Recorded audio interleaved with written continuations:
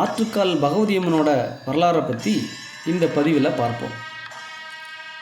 கேரளம் உருவாக காரணமாக இருந்த பரசுராமர் 108 சிவாலயங்களையும் 108 பகவதியம்மன் கோவில்களையும் நிறுவியதாக புராண கதை கூறுகிறது. கேரளாவில் உள்ள அம்மன்களுக்கு என்று தனி பெயர் இல்லை. அவர்கள் அனைவருமே பகவதி என்றே அழைக்கப்படுகிறார்கள்.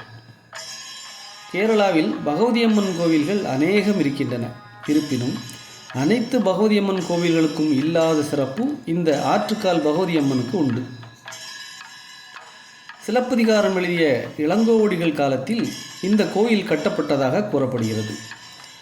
சிலப்பதிகாரத்தின் நாயகி கற்புக்கரசியான கண்ணகியின் அவதாரம்தான் ஆற்றுக்கால் பகவதியம்மன் என்று கூறப்படுகிறது.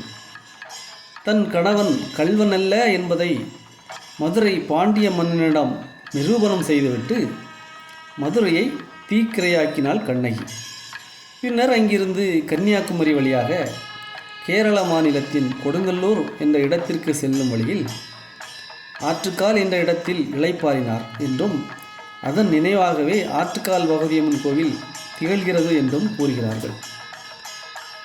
ஆற்றுக்கால் பகவதியம்மனுக்கு மற்றொரு தகவலும் கூறப்படுகிறது. பராசக்தியின் பக்தர் ஒருவர் கிள்ளி என்ற ஆற்றில் நீராடி கொண்டிருந்தார். அப்போது அங்கு தெய்வீக அம்சம் பொருந்திய சிறுமி வந்தாள். அவளை பார்த்ததும் அந்த அன்னையே குழந்தை வடிவில் வந்திருப்பதாக எண்ணினார் அந்த பக்தர். கருணை மிகுந்த சிரிப்புடன் அம்மனின் பக்தரை பார்த்த சிறுமி, என்னை ஆற்றின் மறுகரைக்கு கொண்டு விட முடியுமா என்று கேட்டாள். ஆனால் சிறுமியை உடனே அனுப்ப பக்தரின் மனம் ஒப்புக்கொள்ளவில்லை. வீட்டிற்கு அழைத்து சென்று உபசரிக்க எண்ணினார். அதனை அந்த சிறுமியுடன் கூற எண்ணி திரும்பிய போது அந்த இடத்தில் சிறுமி இல்லாததைக் கண்டு திகைத்தார். பின்னர் வந்தது அம்பிகைதான் என்பதை எண்ணி மகிழ்ந்தார். அன்று இரவு அந்த பக்தரின் கனவில் தோன்றிய அதே சிறுமி தென்னை மரங்கள் அடர்ந்த பகுதியில் 3 கோடுகள் தென்படும் அந்த இடத்தில் கோவில் அமைத்து என்னை குடியேற்றுங்கள் என்று கூறினாள். மறுநாள் சிறுமி கனவில் காட்டிய இடத்திற்கு சென்ற பக்தர் 3 கோடுகள் இருப்பதைக் கண்டு ஆனந்தம் கொண்டார்.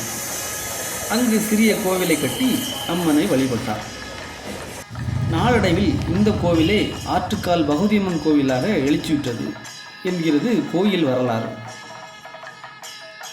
ஆற்றுக்கால் பகவதியம்மன் கோவில் முழுவதும் செம்பு தகடால் வேயப்பட்டுள்ளது. கோயில் ஸ்ரீ சக்கரத்தை ஆதிசங்கரர் பிரதிஷ்டை செய்துள்ளார். கோவில் தூண்கள் மற்றும் சுவரில் மகிஷாசுரமர்த்தினி, காளி, ராஜராஜேஸ்வரி, சிவ பார்வதியின் சித்திரங்கள் இடம்பெற்றுள்ளன. கோபுரத்தின் ஒரு பகுதியில் கண்ணகியின் வரலாற்று சிற்பங்கள் வடிக்கப்பட்டுள்ளன. கருவறையில் ஆற்றுக்கால் பகவதியம்மன் கத்தி, கேடயம், சூலம், அட்சய பாத்திரம் போன்றவற்றை கரத்தில் தாங்கி அரக்கியை அடக்கி அவள் மேல் அமர்ந்த கோலத்தில் அருள் பாலிக்கிறார். கருவறையில் 2 அம்மன் சிலைகள் அமைய பெற்றுள்ளன. மூல விக்கிரகத்தில் ரத்தினங்கள் பதித்து தங்க அங்கி சாத்தப்பட்டுள்ளது. மூல விக்கிரகத்தின் கீழே அபிஷேக விக்கிரகம் உள்ளது. அம்மனின் கருவறை ஸ்ரீகோவில் என்று அழைக்கப்படுகிறது. கருவறையை சுற்றி கணபதி, சிவன், நாகர் சன்னதிகளும் உள்ளன. இந்த அன்னை தன்னை வழிபடும் பக்தர்களுக்கு ஆனந்தத்தை வாரி வழங்குவதாக ஐதீகம்.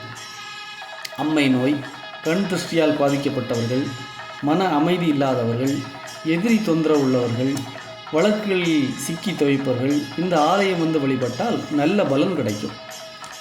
மாசி மாதம் பூர நட்சத்திரமும் பௌர்ணமியும் கூடும் நாளன்று அம்மனுக்கு பொங்கல் விழா நடத்தப்படுகிறது.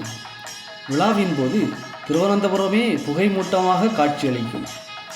ஆண்கள் அனுமதிக்கப்படாத இந்த பொங்கல் விழாவில் பெண்கள் மட்டுமே கலந்து கொள்வார்கள்.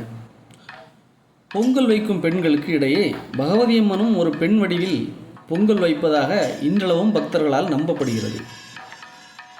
பூசாரிகள் ஆங்காங்கே இருக்கும் அனைத்து பொங்கல் பானைகளிலும் தீர்த்தம் தெளிப்பார்கள்.